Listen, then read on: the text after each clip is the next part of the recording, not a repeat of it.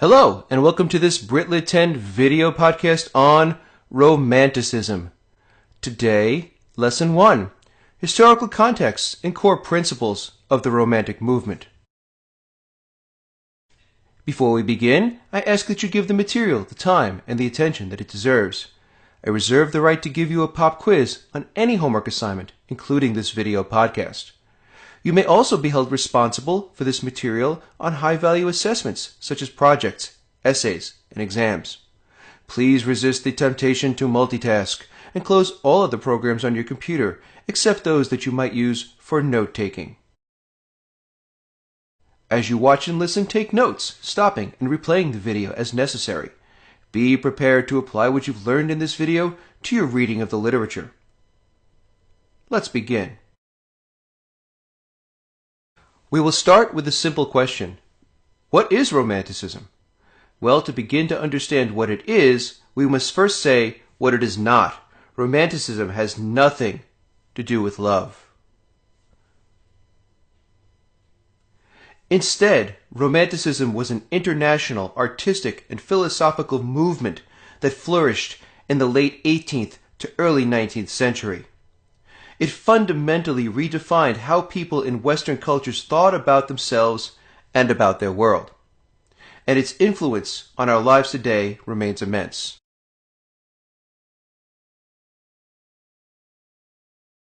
Romanticism coincides with the Age of Revolutions, the period of vast political, social, and economic upheaval that includes the American Revolution and the French Revolution. Romanticism was also a reaction to the dramatic changes arising out of the Industrial Revolution of the late 18th and early 19th centuries.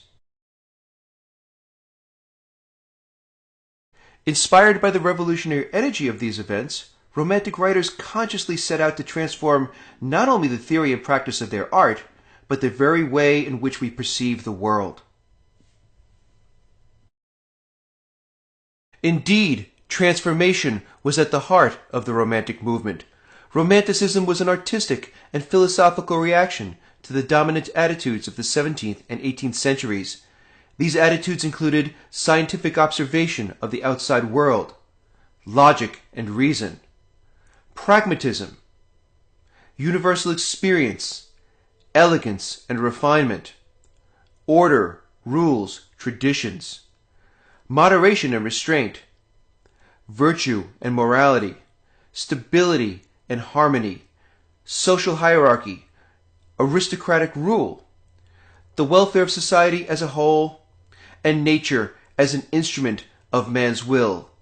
These were the dominant attitudes of the 17th and the 18th centuries, and Romanticism presented a challenge to all of them. This video will address three core principles of Romanticism. They constitute the essence of the movement, and your understanding of them will guide you through the sequence that we're about to begin. These three principles are imagination, nature, and the individual. Let's take a look at the first core principle, imagination. The imagination is at the center of all things romantic. In its broadest sense, imagination is a factor in how we perceive reality as our minds attempt to process and to understand the sensory data of the world around us.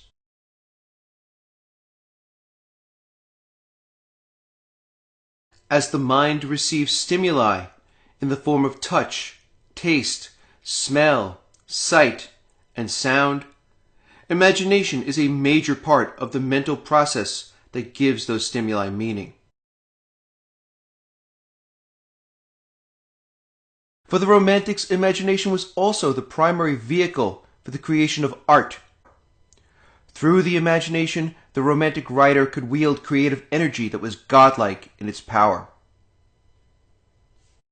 For the Romantics, then, the purpose of literature was not to describe the world as it was, but rather as how it could be.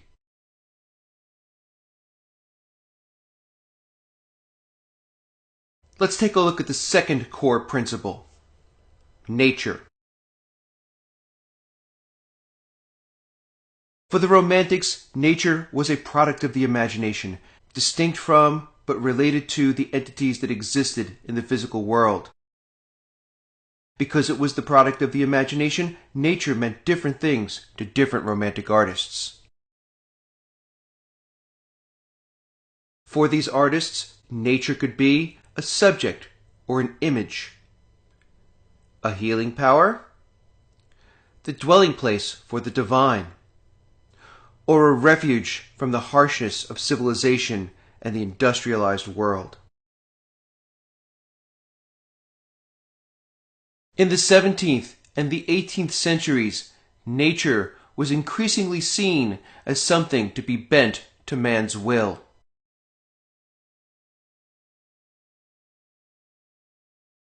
The Industrial Revolution only intensified this attitude as technology made it possible to extract more and more from the land with little concern for its welfare. In sharp contrast, the Romantics saw nature as a force that was wild and untamable. Let's take a look at the third core principle, the individual. In its emphasis on the imagination, Romanticism places great importance on intuition, instinct, and emotion. The Romantic poet William Blake would capture this idea when he wrote that exuberance is beauty. This is not to say that the Romantics discarded the mental qualities that were most prized by the previous centuries, reason and logic, but rather that these existed in a healthy tension with intuition, instinct, and emotion to form the basis of human consciousness.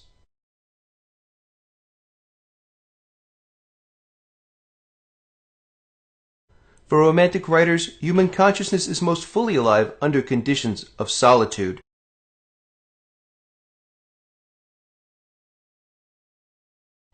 It is when we are alone that we can think most deeply and be most sensitive to the world around us.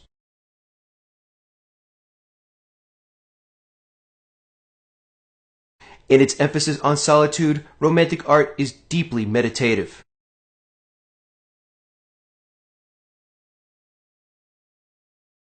A major moment in literary history came in 1798, when the poet William Wordsworth described poetry as the spontaneous overflow of powerful feelings recollected in tranquility. For Wordsworth, who was one of the foundational Romantic poets, poetry was a synthesis of exuberant activity and quiet meditation. Memory is at the center of this process of individual experience and reflection. Since our perception of the world is limited and our memory of the past is imperfect, imagination is the tool by which we fill in the gaps. This emphasis on individual imagination and experience reversed the ancient idea that art is a mirror to the world. For the Romantics, art does not reflect the world outside, it creates a world within. Consequently, Romantic poetry is often lyric poetry, and we can assume that the speaker in a given poem is either the poet himself or someone who represents the poet.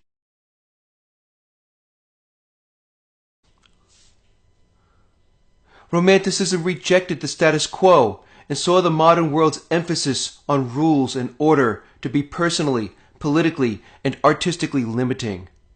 Romantic art is an art of defiance that emphasizes boldness, energy, eccentricity, and experimentation.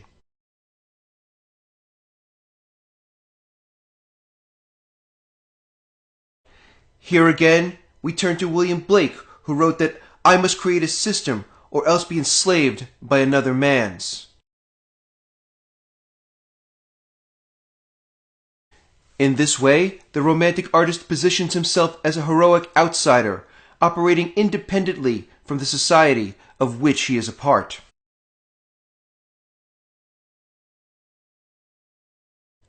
And because they viewed themselves as heroic outsiders, Romantic artists often identified with those on the margins of society, and their art often reacted to the social injustice and political oppression of their time.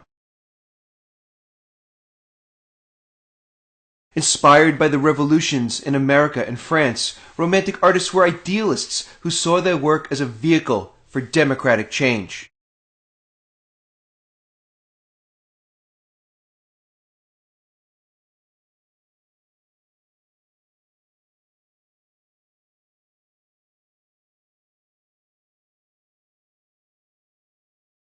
That concludes this BritLit 10 video podcast on Romanticism. In our next podcast, we'll build upon what you've learned here by looking at some of the movement's key concepts. See you then.